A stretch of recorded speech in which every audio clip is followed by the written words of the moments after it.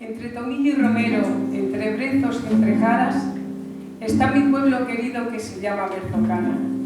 Las sierras de las Villuercas le cobijan y le guardan, y en medio de un lindo valle está esta imagen pintada. Castaños, robles y encinas, alcornoques y retamas le dan verdes coloridos para adornar esta estampa.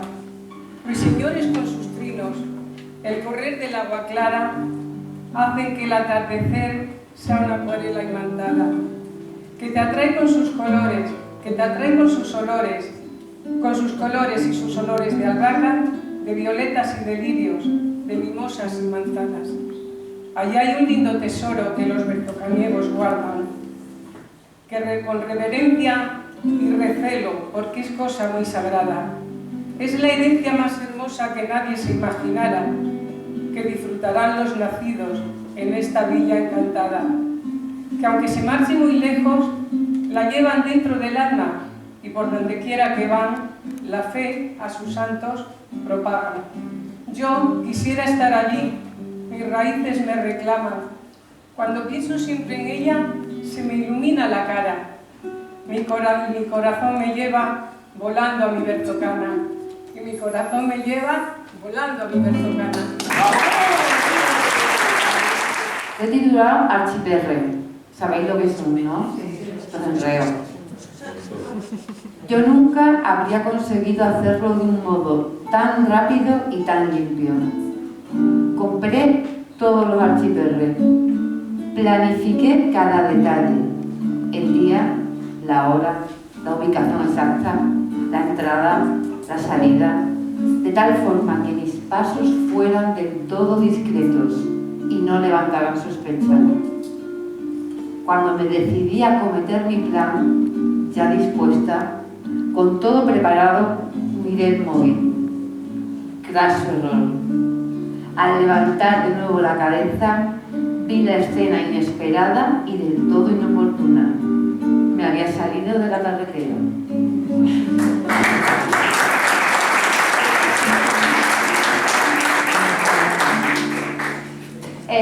La idea era que la primera frase partía de un libro que escogían allí y luego cada una pues teníamos que escribir lo que nos supieran.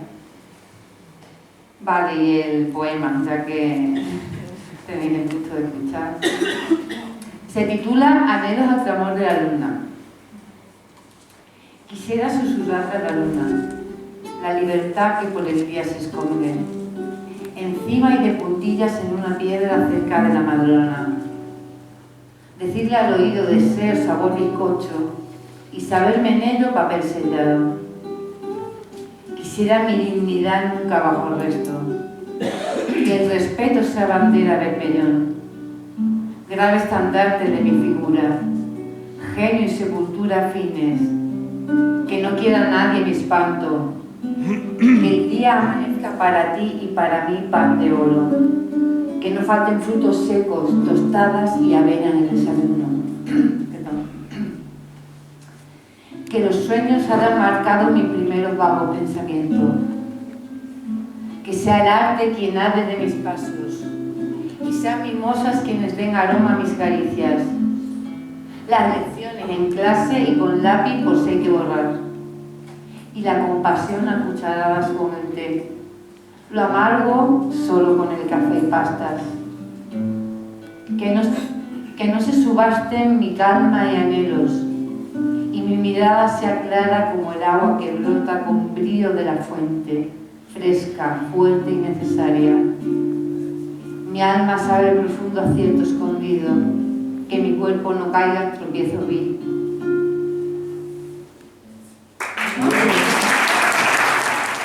Amor, ¿dónde estás? ¿Acaso te tengo cerca? Te he buscado por todas partes y te he tenido al lado, pero ¿eres amor? No sabía que el amor no es prenda que se regala, amor se paga con amor, y si no es un recibir que se agota en sí mismo, como el que de un vaso bebe y agote el agua. ¿Acaso en el fondo no hay nada, únicamente yo mismo con mi afán de recibir? ¿Quién me cortó las manos para dar? ¿Quién no me enseñó a dar? ¿Acaso quién? Bueno, y luego la otra tiene su historia, porque Nosotros durante unos años trajimos a una niña de Bielorrusia, cuando ocurrió lo del Chernóbil y demás, y entonces esa niña creció y hace unos años, cuando empezó la guerra en Rusia, nos comentó que Bielorrusia estaba muy implicada en la guerra, y entonces temían que el marido le pudiera movilizar, y entonces el marido se marchó a Polonia. Y estuvo ahí moviendo para ver si conseguía que le dieran permiso para que Elena, su mujer, se pudiera ir a Polonia con 2 niñas que tenía. Y esto es un poco esa historia de amor y separación de la guerra, y que realmente, digamos que la guerra la hacen unos de arriba y la sufren los de abajo. Recordando a Elena, la esperanza llegó con 2 palabras. Tenemos permisos. 2 palabras que son luces en la negrura de la separación, manos que se acercan y acarician mi alma desde su ausencia. Otras palabras resuenan en mis oídos: cobarde, traidor, desertor, pero tu recuerdo impide que me arañen. Patria es palabra buena cuando es un velo escondiendo intereses ajenos. No es nuestra patria si está apoyada en los cuerpos de inocentes, destrozados por el acero de la codicia, alimentada con la sangre de espíritus envenenados con consignas de odio. Yo veo en el otro la esencia común, no la superficie diferenciadora. Cierro mis ojos y huyo allá donde el odio no ha llegado aún, donde la paz florece, y cultivo mi futuro esperando una luz que me llegue con 2 palabras. Tenemos permiso. Acomodo nuestro nido y preparo un espacio para de nuevo sentir vuestra presencia, tu cuerpo y tu respiración, y dejar lejos el odio y la muerte. Ven conmigo, te espero, vivamos en la paz. He invitado a mi amiga Isabel, que es de Logrosán, pero ella no puede estar aquí. Entonces este libro lo ha escrito ella y es muy bonito. Y es dedicado a mi tierra, que también es mi tierra, la de mi familia, la de mis padres, la de mis hermanos. Así es que va por todos nosotros. Olor a tomillo y romero, olor a jara y retama, olor a monte y campo seco, olor a encina, pino y jara. Campos secos de Extremadura, de tierra seca y quebrada. Pides a gritos una lágrima, que del cielo te bajara. Sierra que animas en tus cumbres, bellas y hermosas águilas. No te quedes con todas las nubes, manda a la ladera un poco de tu agua. Campos que huelen a oveja, campos que huelen a vaca, donde entre rastrojo y rastrojo buscan un poco de agua. Valles que quedan marchitos, cuando el calor los atrapa. De día, un manto, de oro las cumbres, de noche uno de plata. Serranía que alberga una historia, de años, siglos y esperanza. No permitas que mueran los campos, y regalos con tu agua. Y regalos con tu agua. Que también tiene relación con lo que ocurrió en estas tierras entre los años 55 y 70 aproximadamente, que la gente tuvo que emigrar y tal. En fin, paso a leerlo. Se llama A buscarse las habichuelas.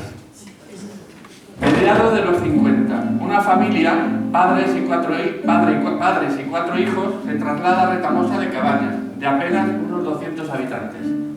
Proceden de un pueblo a no más de 25 kilómetros en línea recta, La Higuera. El padre, inquieto y emprendedor, quiere mejorar la vida de la familia y hacer posible que sus hijos puedan hacer una carrera en el futuro. Por eso ha dejado su anterior vida de labrador y tras el fin de la guerra civil algún trabajo de dependiente de comercio. Son tiempos en que la gente de la comarca empieza a pensarse en cambiar de aires dadas las escasas posibilidades que existen en sus pueblecitos. Siempre pobres, con la tierra muy dividida, que apenas da para sembrar unos cuartillos de trigo o cebada. El huerto, la matanza anual y algunas gallinas sirve poco más que para no morirse de hambre. Habiendo al parecer otras alternativas, la supervivencia de penuria empuja a muchos afuera. Los primeros en emigrar cuentan, a veces para vencer su propia soledad, que allí, en Francia, Alemania, Madrid, Barcelona, Bilbao, hay trabajo, pagan mejor y pueden ahorrar algo para mandar a la familia. La realidad, a menudo, no es de color de rosa. El padre, con algún parentesco lejano con los señoritos de Casatejada, y intervengo porque Casatejada es un pueblo cerca de Almaraz, lo que no es necesariamente un privilegio, ha conseguido que le nombren encargado de Camporramos, una finca ganadera, borregas y guarros sobre todo, y cerealera al lado de Retamosa. El cargo da derecho a habitar una parte de la casa de la señorita en la plaza, con un corralón que sirve para tener unas cuantas gallinas y un par de vacas suizas. A las vacas de ahora se le llama, ¿cómo? Frisona, entonces eran suizas. Y la vida retamoseña empieza para todos. El padre, que ha comprado una moto Sanglas, es una marca de la de nivel. Para ir más rápido a la finca, se dedica a organizar allí a jornaleros agrícolas, porqueros, pastores, tractoristas. Serán una docena entre todos. La madre, con 4 muchachos ya, uno de ellos con apenas unos meses, se afana en su siempre fatigosa tarea de ama de casa. La mayor y el siguiente, con más de 6 años, empiezan a ir a la escuela. Eran tiempos en que la natalidad permitía al pueblo tener unos 20 niños y otras tantas niñas en clases separadas, por supuesto, bajo la batuta de un maestro y una maestra. La otra niña y el pequeño se quedan en casa dando calda a la madre. ¿Dar calda? ¿Sí? Sí. Vale. Y así, entre trabajo, casa, escuela, juegos, fiestas, alegre romería anual a la ermita de San Gregorio, en carreta tirada por bueyes, cantando como Joselito, 7 cascabeles lleva mi caballo, etcétera, etcétera. Visitas a alguna estancia en Calos abuelos, tíos y primos que se han quedado en la higuera y demás actividades habituales, va pasando la vida. A los 2 años ha nacido otro muchachino en la familia. El mayor, con 11 años y una beca de la Diputación, ha dejado Retamosa para entrar en un colegio interno en Trujillo y estudiar el bachiller laboral.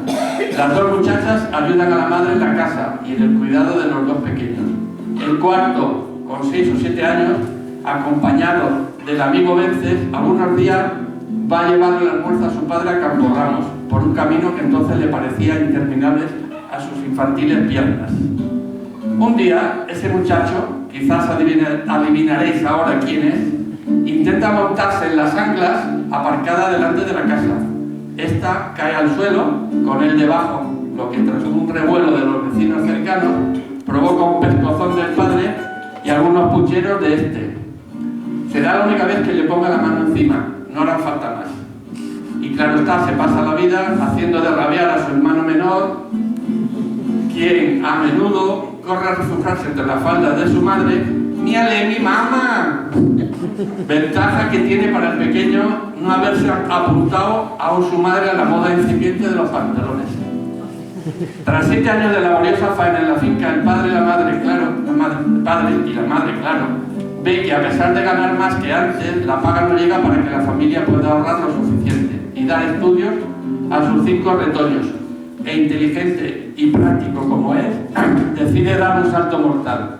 Se ha coscado de que en todos los pueblos del entorno, iniciados los años 60 ya, la gente ha empezado a buscarse la vida migrando a los lugares que ya se han mencionado.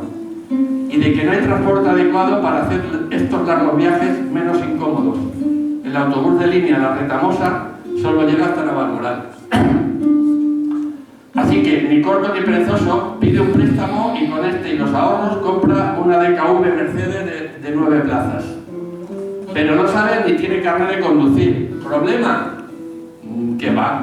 Contrata los servicios de un chofer de Navalmoral que se alojará en la casa familiar y que le va enseñando los secretos del arte de la conducción.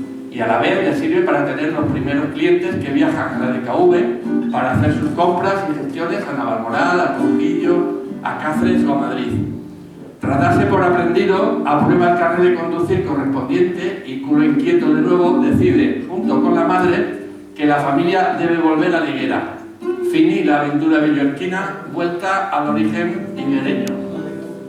En la higuera, los padres reforman la casa de los abuelos y abren un comercio en una de las habitaciones. El padre comienza a llevar viajeros en la DKV a Francia, Suiza, Alemania, Barcelona, Bilbao, Madrid, etc. Hace más de 1,5 millones de kilómetros con la DKV y un par de cambios de motor a la misma en 10 años. Y como hay que seguir rascando para los futuros estudios de los muchachos, el padre contrabandea un poco, tabaco, licores, sobre todo, en sus viajes europeos y va así completando su pecunio con tratos mercantiles de todo tipo, legales, eso sí. Así va fluyendo la vida higuereña de la familia, pero esa ya es otra historia. Y colorín colorado, este relato, que cuento no es, se ha acabado.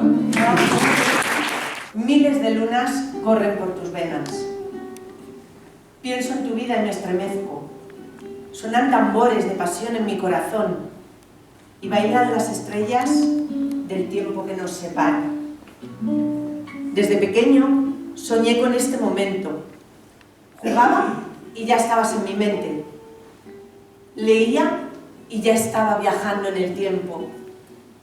Estudiaba y me llenaba de ti. Y en la noche mi mente vagaba. Quería saber qué comías. Quería saber cómo dormías. Qué pasaba por tu mente y cómo era tu vida. Y tú todavía no sabías nada de mí. No sabías ni siquiera que pudiera existir. Nuestro mundo es tan diferente y aún así la conexión es tan profunda. Quería decirte cómo me siento. Desde que supe que te iba a conocer más de cerca, mi corazón latía más y más fuerte cada día. Sabía que tu vida era muy familiar para mí. Y era muy familiar en general. Eso me encantaba. Tenías una gran familia y tu hogar era tan admirable y tan diferente. Os imaginaba todos juntos alrededor de la lumbre, después de un día atareado en el que cada uno había puesto su granito de arena para que el grupo familiar viviera en equilibrio. La mañana que iba a conocerte, me preparé para ti. Me desperté temprano, me perfumé, me calcé mis botas y me dirigí a la cueva de la sábana. Y aquí viene otro personaje. No te tengo más que adivino, viniendo raudo del futuro, cara barbuda y culo fino, y si tengo suerte, un miembro duro. Son solo 40.000 años desde que yo nací. Todavía no había baños, ni grifos para vivir. Los machos tiran de los pelos para demostrar su amor. Y no hay violines, ni chelos, ni salchichas, ni jamón. Desde la cueva te espero, a que vengas a encontrarme. Mira que pones esmero, conseguirás centrarme. Pinturas te dejaré, con un bonito mensaje, dibujadas en la pared. Ay, que trabaje. Así mucho tiempo después me encuentra con mucho amor en la cueva número 3, mi querido historiador. Y por fin me ha encontrado viajando por el tiempo, futuro, presente y pasado, los ha juntado este cuento. Así es como pasó lo que tenía que pasar, y es que esta historia casó a historiador y neandertal. En la cueva de la sabana encontramos unas pinturas. Rápidamente distinguí los trazos de la época neandertal. Toqué la pared con mis manos desnudas y sentí 40.000 años atravesándome con el poder de la historia. Supe que estaba ligado a esa pared, a esas pinturas y a la mujer de la que hablaban las pinturas, irremediablemente y de por vida. Aquella tarde de otoño, el aire olía a leña húmeda y a tierra recién removida. En Berzocana, como en tantos pueblos, el tiempo parecía avanzar más despacio, como si las horas se quedaran atrapadas entre las paredes de piedra y las calles estrechas. Eva se detuvo unos segundos antes de empujar la puerta del bar. El letrero seguía igual que siempre, un poco torcido, un poco desgastado por el sol. A través de la ventana se veía la misma barra de madera oscura tras los taburetes negros y esas mesas pequeñas en los rincones que parecían haber escuchado 1000 conversaciones.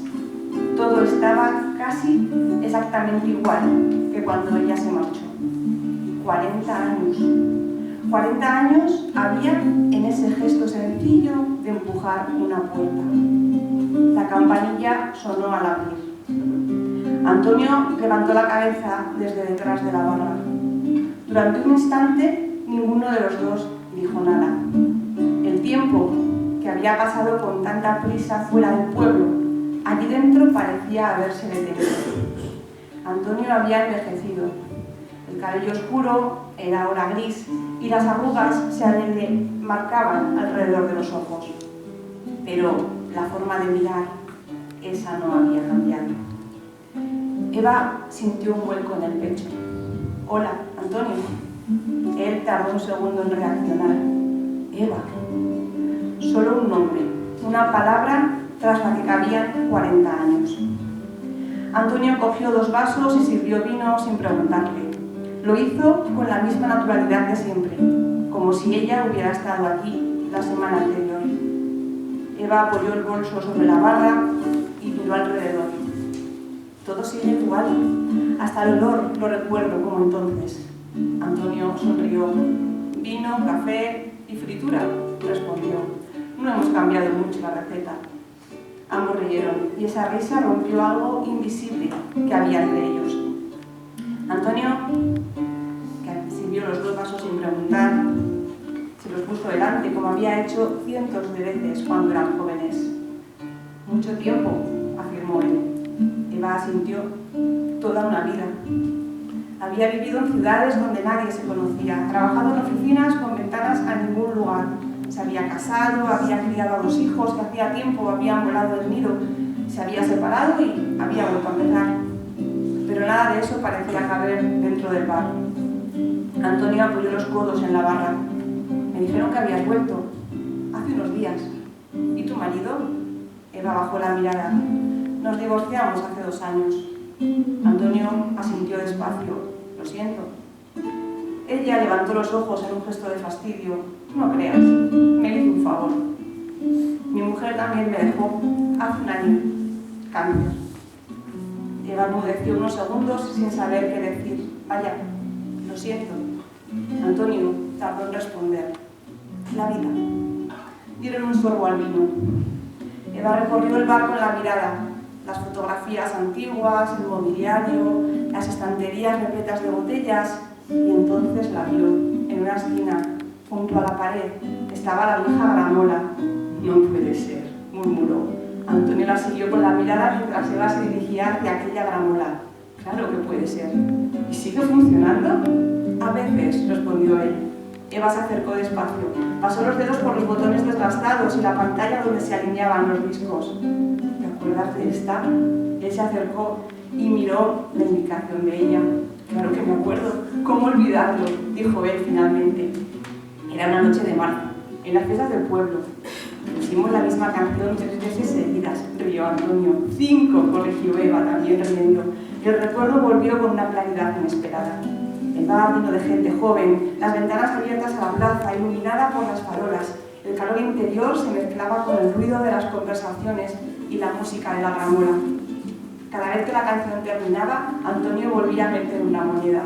Otra, decía, la gente va a protestar, que protesten. Eva llevaba un vestido azul que giraba cuando bailaba. Antonio no sabía bailar muy bien, pero ella lo guiaba entre las mesas riéndose. El recuerdo se desvaneció despacio. Antonio sacó una moneda del bolsillo. Vamos a ver si todavía se acuerda. La introdujo en la ranura. La gramola emitió un zumbido breve, un chasquido, y la música empezó a sonar. Eva cerró los ojos un instante. La misma. No había otra mejor. La música llenó el bar, casi vacío, como si despertara ecos antiguos. Antonio la miró. ¿Bailas? Eva arqueó una ceja. Creía que nunca me ibas a preguntar. Ya no eran los jóvenes que giraban entre las mesas en aquella noche festiva de antaño, pero la música seguía siendo la misma. Antonio puso una mano en su espalda. Eva apoyó la suya en su hombro.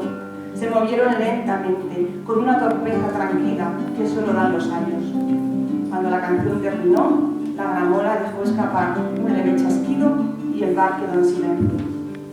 Antonio iba a separarse, pero Eva no soltó su mano. ¿Crees que la gramola aguantará otros 40 años? Antonio esbozó una sonrisa. Ya lo creo. Y si no aguanta, pues ya la arreglaremos. Y aquella canción volvió a sonar. Se llama Jeromín y Magdalena.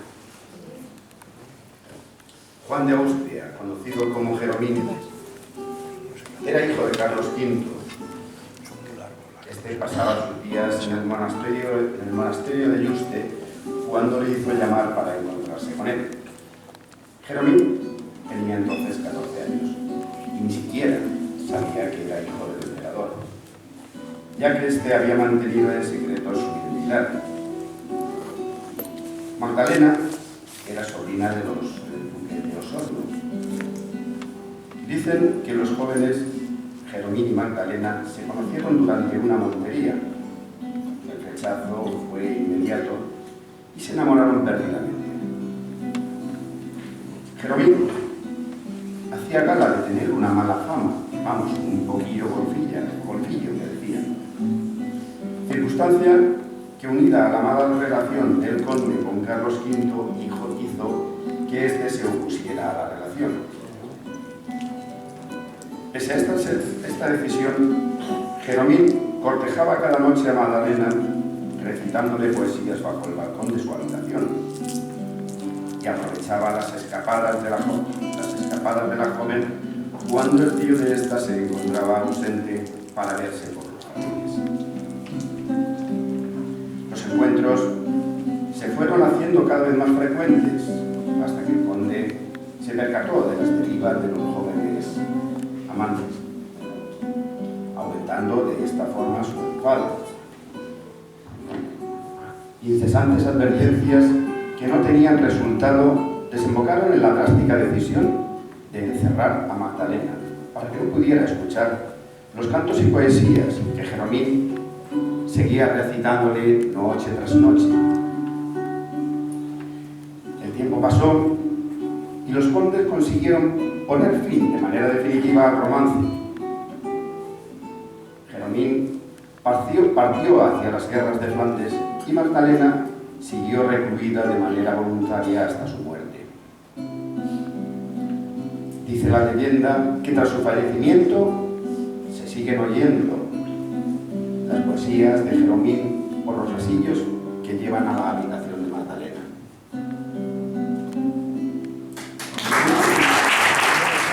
Andrés vivía en un pueblo chiquito, escondido entre montañas. Su colegio también era pequeño, pero en él cabían todos los niños, desde los 3 hasta los 10 años. Un aula, una profesora, bueno, miento, también el campo era su aula. Las dehesas, sus campos deportivos, y el río, su asignatura acuática y laboratorio. Un día, como ocurre en los cuentos, pasó algo.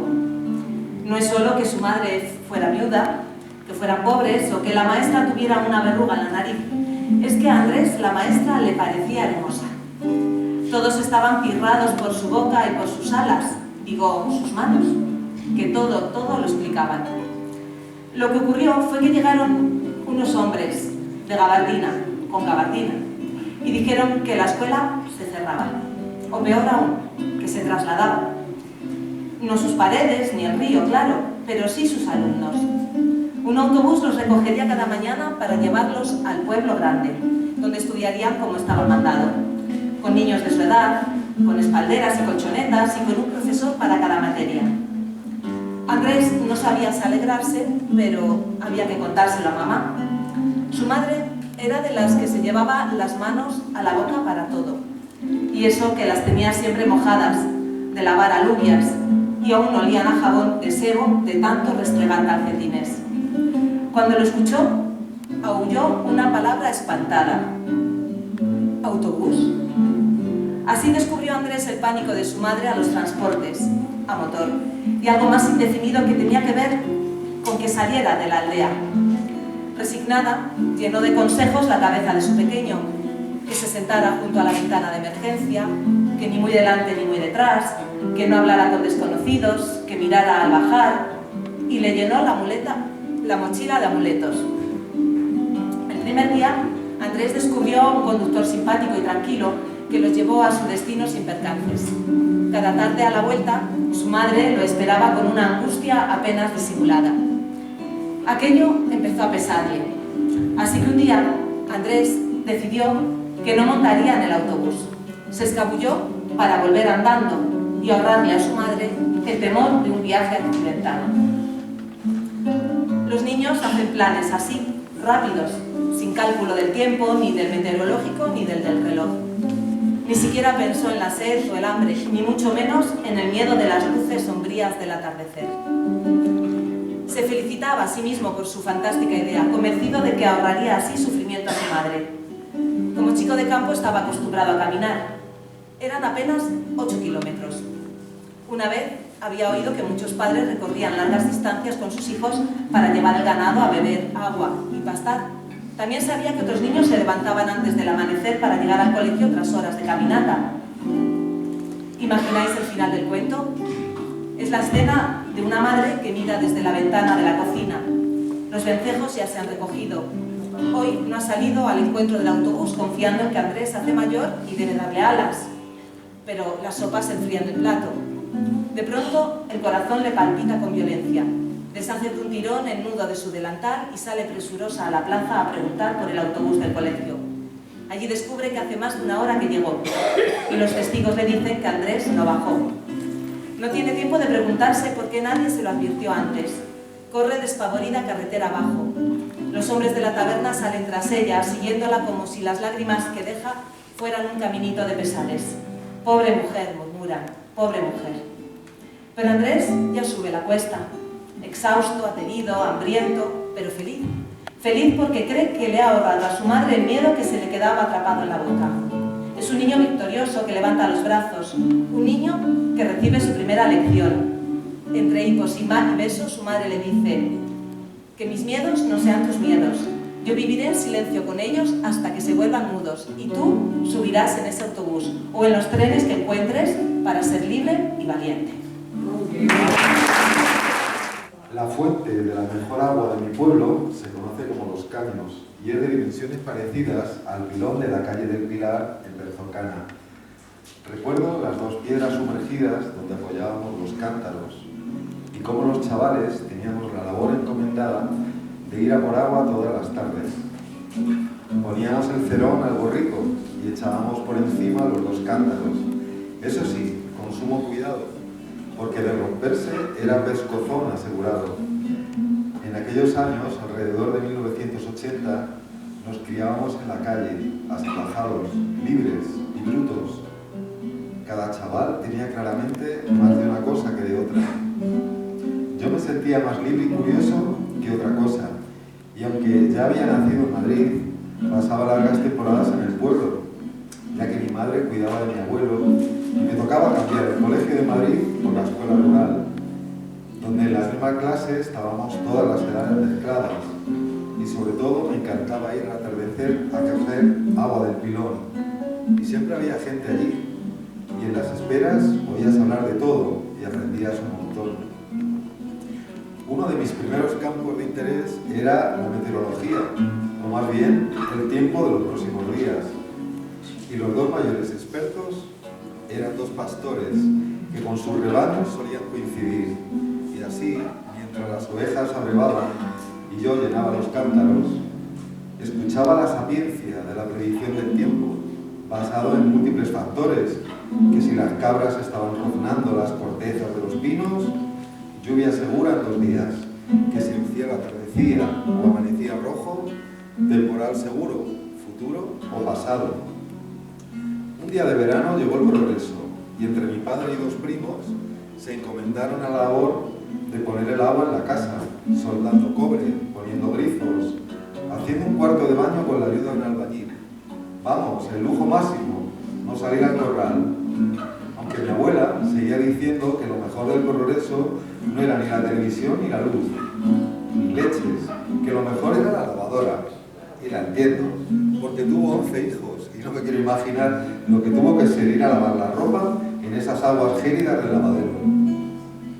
El caso es que con la modernidad del grifo se acabó de un día para otro la misión de ir a por agua a la fuente, así que perdía el tiempo en otros quehaceres y las conversaciones del pilón fueron apagándose, quedando el pilón en silencio la mayor parte del tiempo y la fuente apenas se usaba, más que para algún trago furtivo. El pilón seguía teniendo su utilidad, ya fuese dando de beber al ganado o sirviendo de chapuzón para algún forastero que intimaba con las chicas del pueblo o en alguna apuesta o cosas así. Al cabo de los años me quedo pensando que el progreso nos hace la vida más fácil, pero no más rica, y aún sigo teniendo presente las disquisiciones del pilón y sobre todo lo de escarmentar en cabeza ajena, que siempre me recomendaban las personas cabales que paraban a echar un trago mientras llenaban los cántaros. El bosque persistentemente se aleja. Ya no se nutre de delicadeza humana y enrojece nuestra conducta. El verdor unánime de la resistencia se acerca a mi boca y languidece. A mi oído llega la penumbra, la voz desesperada del dolor, el anuncio triste de la carencia.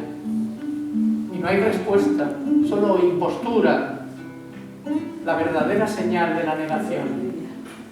Pero tú envuelves de rosa las sienes que palidecen. Tú vuelas ajena a los ojos, aunque se cubran de espliego las sandalias que se pegan cariñosamente a tus pies.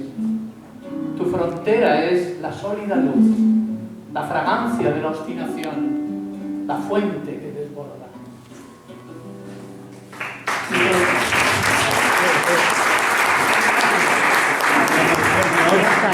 Este poema es un poquito más largo, es de los años 80 y dice así: si amar fuera suficiente, si bastase esta noche para enloquecer, estrépito, arrebato con pies de cemento y manos deseantes, como el caramelo siente lamidos para extraer nostalgias, hasta ayer impertérrito de esencia.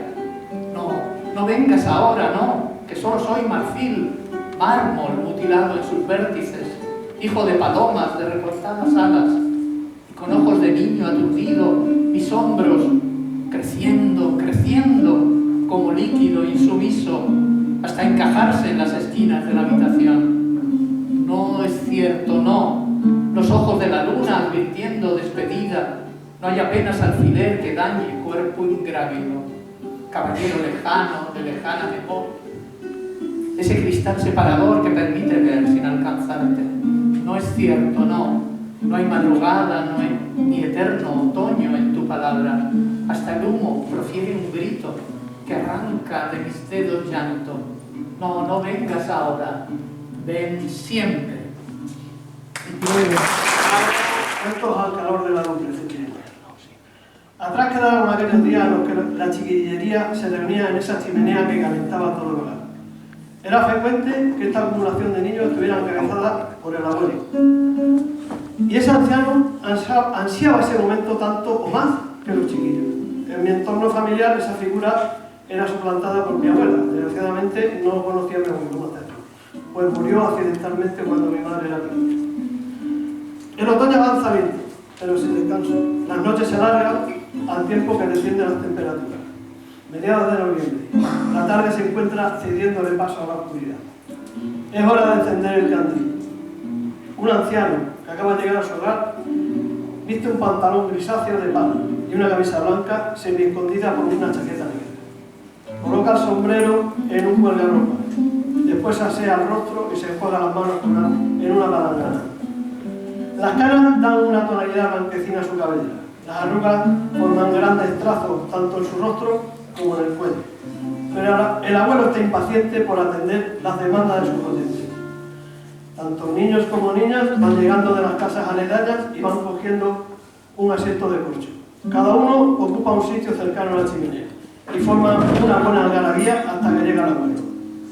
El silencio se adueña de la estancia. Los ojos de los niños destellan con fuerza. La emoción por escuchar al anciano, que sumado al reflejo de las llamas de la hoguera, multiplican ese fulgor. El anciano se sienta en medio y les pregunta si están listos para oír una nueva historieta. Y todos asisten. Al tío Miguel miran todos con mucha atención. Esto que voy a contar sucedió hace muchos años. En una casa en las afueras del pueblo había un matrimonio con sus 7 hijos.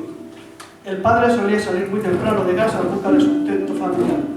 Y la madre se ocupaba de las tareas domésticas y del cuidado de los niños para entonces ya contaba con la ayuda de su hija mayor, la cual desahogaba bastante en el cuidado de sus hermanos y labores de la casa. El abuelo silencia mientras saborea un trago de vino y da un meneo a la sartén que mantiene unas estrebetes sobre unas brasas de la lumbre. Ocurrió una noche de verano. Acababa de anochecer y la familia estuvo cenando en la puerta de la casa. Los niños jugueteaban en el zaguán de la vivienda mientras la puerta permanecía abierta de par en par con el único objetivo de refrescar la casa. Hace una nueva pausa para sacar las castañas y darle un remeneo. En un instante del juego algo llamó la atención de la más pequeña. Un zorro rebuscaba los restos de comida y desperdicios que se hallaban esparcidos por el suelo. Las migas de pan, algunos huesecillos, peladuras de fruta, servían de alimento a un animal herido. Y la pequeña, a pesar de la pobre luz que aportaba el reflejo del farol, vio al reposo en la misma puerta de su casa. Sin decir una sola palabra, la criatura salió decidida a ver detenidamente al zorro. Pero el animal, esquivo, al sentir que un pequeño ser se le acercaba, emprendió la huida. La fuga estaba siendo lenta. Una de las patas del raposo estaba quebrada y eso le dificultaba la huida. Esto motiva a la chiquilla a perseguir al animal hasta salir completamente de la aldea. El tío Miguel hace una nueva pausa para apagarse la garganta y después continúa. Sus hermanos estaban tan distraídos con el juego que ni siquiera se percataron de la marcha de la menor, hasta que su madre se percató. Entonces les pregunta a sus hijos por el paradero de su hermanita, y ninguno de ellos sabe responder. Una madre enojada y preocupada ordena buscar a la menor por todos los rincones de la casa. Pero todo fue en vano. Ante tal drama, padre y madre ordenan a la mayor el cuidado de los hermanos y el matrimonio sale en busca de su pequeña. El abuelo saca la sartén del fuego y deja fuera de la chimenea para que los calbotes recién hechos se vayan enfriando. La niña sigue con su entusiasmo ajena a los peligros que acechan e intenta seguir al zorro con las callejuelas cercanas a la aldea. Un animal que a trancas y barrancas evita que la criatura se acerque demasiado, hasta que la maldad atrapa a la criatura. Alguien malvado ha agarrado y con una rapidez increíble la ha metido en un saco y se ha dado a la fuga. Los niños, mientras escuchan la intrigante historia, no cesan de mirar al rostro enrojecido por las llamas del anciano sin perder el más mínimo detalle. Unos padres angustiados no pararon ni un segundo a buscar por cada cerca que rodeaba el pueblo, y así se mantuvieron durante toda la noche, investigando por cada olivar, rastreando cada ribera de los arroyos, desgañitándose pronunciando el nombre de su hijita, pero aquellas llamadas no tuvieron respuesta. Cuando amaneció, todo el pueblo lo comentaba. Los vecinos aseguraban que la pobre niña se la había llevado el tío Sacasangre, que el tío del saco se había cobrado una nueva víctima. El tío Miguel daba un sorbo de vino y tras comprobar que las castañas se habían enfriado lo suficiente, empezó a repartirlas entre sus oyentes antes de seguir con su historia. Desde aquella noche, la pobre mujer, cada vez que anochecía, salía de su hogar anhelando encontrarse con el malvado secuestrador de niños, con la única esperanza de recuperar a su pequeña. Y así estuvo, noche tras noche, durante mucho tiempo, hasta que una de esas noches un brujo la sorprendió entre la espesura del bosque. Entonces ella sacó lo único que portaba para defenderse. La mujer levantó su hacha desafiando al hechicero, pero el mago, lejos de asustarse ante tal amenaza, le habló: «Solo quiero ayudarte. He sabido que has robado a tu niña y ansias encontrarla». La mujer, al oír las palabras del brujo, bajó el hacha dispuesta a escucharlo. «Para poder ver al ladrón debes convertirte en uno de ellos, si no, nunca lo encontrarás». «Pues dígame, señor, lo que debo hacer», le preguntó una madre desesperada. «Es una práctica muy peligrosa, pero es decisión suya aceptarla. Debes de tomar una pócima para poder sumergirte en el mundo de los muertos, aunque eso conlleva los riesgos. Estoy dispuesta a asumir lo que haga falta para encontrar a mi pequeña». «Está bien, te ayudaré». Tío Miguel se encontraba en su mejor momento. Su audiencia permanecía muda, expectante. Ni siquiera masticaban los deliciosos camotes para no perder detalle alguno. Pero sin duda, el más feliz entre aquella reunión era la abuela. Sus viejos y cansados ojos resplandecieron con fulgor ante la atenta mirada de la chiquillería. Aquel hechicero le proporcionó a la mujer una pócima que le permitiría simular su propia muerte, aunque el precio a pagar podría costarle muy caro. Si en los próximos 3 días no tomaba el antídoto que anulara dicho efecto, su estancia en la muerte sería para la eternidad, aunque también cabía la posibilidad de que el conjuro fallara y quedara prisionera en el más allá. Tan solo disponía de 3 noches para intentar hallar el paradero de su pequeño, aunque las posibilidades de encontrar la comida serían muy remotas. Pero aún así, la valentía junto a los deseos de volver a su niña con vida la embarcaron en siniestra aventura. El silencio envolvía la estancia, incluso las llamas dejaron de chipurretear por atender a la macabra historia del anciano. La mujer llegó a su casa y, alternando la veracidad de lo que estaba a punto de suceder, encargó encarecidamente a su hija la mayor encargarse durante los próximos días del cuidado de sus hermanos y del hogar. Después de esto, la vecina se alejó del hogar para ocultarse entre las personas y así ingerir la pócima que le suministró el hechicero. Pasados unos minutos y tras padecer unos intensos temblores, la madre se introdujo en el mundo de los muertos y comenzó a vagar por las afueras de la aldea. La primera noche no ocurrió gran cosa, ni siquiera encontró un arma, pero sí que llegó a escuchar algún lamento. La segunda noche empezaba con una intensa lluvia. El aguacero provocado por la tempestad alimentaba los barrancos que bajaban de la sierra como desbocados. Hasta un simple regato era complicado de vadear. De pronto la lluvia cesa, el olor a humedad navega entre la frondosidad de la vegetación y la luz de la luna aporta algo de claridad. La mujer deambula por las cercas que rodean al pueblo. Algo de algarabía es captada por su sentido. Según avanza hacia el cementerio situado a escasa distancia de la población, el ruido es más perceptible. Sin duda, ese jaleo suena dentro del recinto sagrado. Y al llegar al sitio, la mujer queda estupefacta.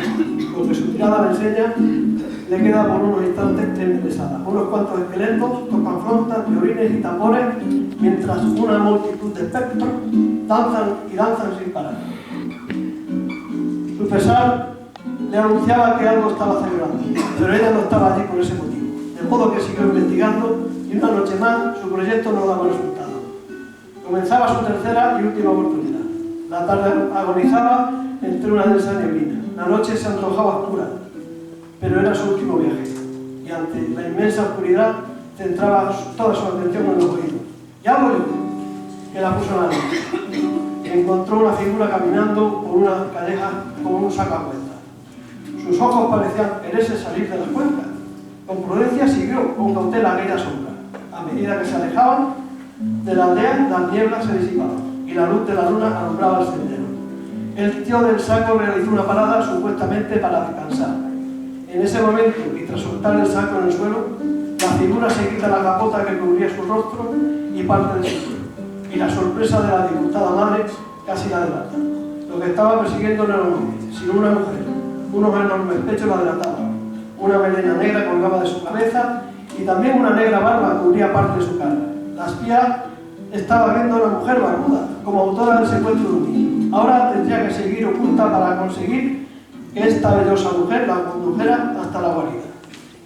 El misterio era el dueño del hogar. Incluso algunos padres que acudían a recoger a sus pequeños quedaban atónitos ante las narraciones de la vida. Tras media noche caminando, por fin llegan al destino.